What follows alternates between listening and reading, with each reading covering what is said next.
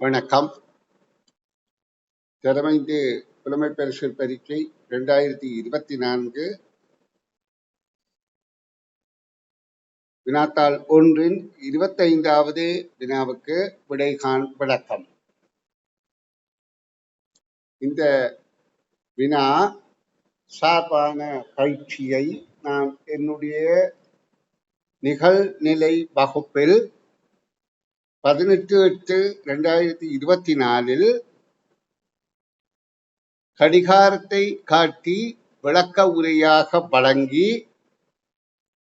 அதாவது முற்பகல் 6 மணியிலிருந்து பிற்பகல் 6 ஒரு நாளில் முற்பகல் 6 தொடக்கம் பிற்பகல் 6 வரை உள்ள நேரத்தில் ஒரு கடிகாரத்தின் மணித்தியால முள்ளின் மீது நிமிடமுள் எத்தனை தடவை செல்லும் என்பது 11 என்ற விடை விளக்கம் வழங்கியிருந்தேன்.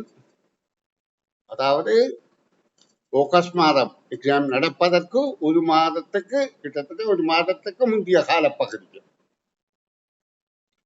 15/9 பரீட்சை நடைபெற்ற பின்பும் விடைத்தாளில் விடை வழங்கும் போதும் இதனை வழங்கியிருந்தும் பலரும் இது தங்களுக்கு மிகுந்த சந்தேகமாக இருப்பதாக வினாவுகின்றபடியால் மீள இந்த வினாவை நான் கையாள வேண்டி இருக்கின்றது. அதாவது ஒரு நாளில் முற்பகல் 6 மணியிலிருந்து பிற்பகல் 6 மணி வரை உள்ள நேரத்தில்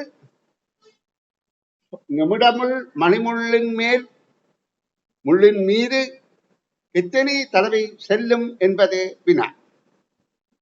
இப்ப இதிலே அநேகமானவர்கள் 12 தான் விடை என பாதித்துக் கொண்டிருக்கிறார்கள். அது தவறு, 11 தான் என்பதை நான் இப்பொழுது அவர்களுக்கு மிகுந்த தெளிவுபட விளக்கம் தருகின்றேன். தயவு செய்து கவனிக்கவும். அதாவது 6 மணியில நிமிடக்கம்பி 12ஐ நோக்கியும், அதாவது நான் இப்ப ஒரு கடிகார முகத்தை கீறி இதுல காட்டுறேன். 6 மணியாக இருக்கும் போது நிமிடக்கம்பி 12ஐ நோக்கியும் மணிக்கம்பி 6ஐ நோக்கியும் இருக்கும் என்பது உங்களுக்கு தெளிவு. இதற்கு பிறகு இந்த நிமிடக்கம்பி மணிமுள் மீது வருவது முதல் தடவையாக 6:33 போது என்பதை தெளிவுபடுங்கள். காரணம் என்னென்றால், இந்த நிமிடக்கம்பி அரை வட்டம் சுற்றுகின்ற போது மணிக்கம்பியும் மெல்ல மெல்ல நகர்ந்து அந்த 12 ஒரு பாகத்தில, இந்த 12 பாகம் என்றால் இது 6 இது 7 என்ற பாகத்தின் கிட்டத்தட்ட அரைவாசிக்கும் கிட்ட நகர்ந்திருக்கும் என்பது உங்களுக்கு புலனாக வேண்டும். அதாவது 6:33 மணிக்கம்பி வந்திருக்கின்ற போதுதான் நிமிடக்கம்பி இங்க வந்து சந்திக்கும். அப்ப முதல் தடவை சந்திப்பது 6:33. இதற்கு பிறகு இந்த நிமிடக்கம்பி ஒரு வட்டம் சுற்றிய பின்பு, நான் அதை கீறி காட்டுறேன் பாருங்கோ. இந்த நிமிடக்கம்பி இதுல சந்தித்த நிமிடக்கம்பி இப்படியாக ஒரு வட்டம் சுற்றுகின்ற போது அந்த மணிக்கம்பி இன்னும் ஒரு 12 பாகம் 5 நிமிட நேரத்தை குறிக்கின்ற இடத்துல மணிமுள் நகர்ந்திருக்கும்.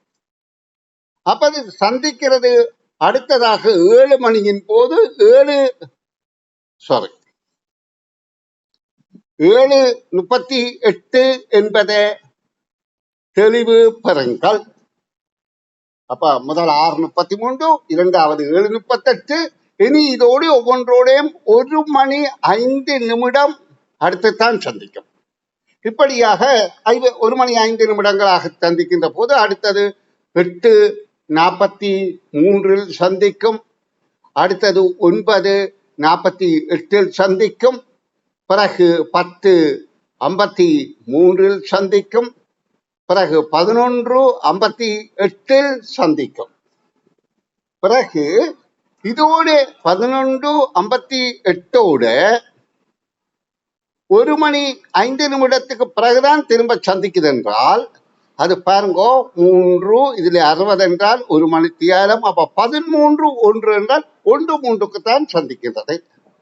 இத அதாவது இது பிற்பகல், இதுக்கு முதலெல்லாம் முற்பகல். பிற்பகல் 1 3க்குத்தான் சந்திக்கின்றது. இதுல இந்த இடத்துல 12 12:58 பிறகு 2 நிமிடத்துல 12 வந்துடும். பிறகு ஒரு மணித்தியாலம் 3 நிமிடத்துக்கு பிறகுதான் சந்திக்கின்றது. அப்ப அடுத்தது 2 8க்கு சந்திக்கும், 3 13க்கு சந்திக்கும், 4 18க்கு சந்திக்கும், 5 13க்கு சந்திக்கும். இவ்வளவுதான் சந்திக்கும். அப்ப இதுல நாங்கள் எண்ணி பார்ப்போமாக இருந்தால் 11 தடவைகள் என்பது உங்களுக்கு இப்ப தெளிவாகும். இங்க பாருங்க, 1 2 3 4 5 6 7 8 9 10 11. ஆகவே 11 தடவை என்பது கேள்விக்கான விடையாகும். நன்று.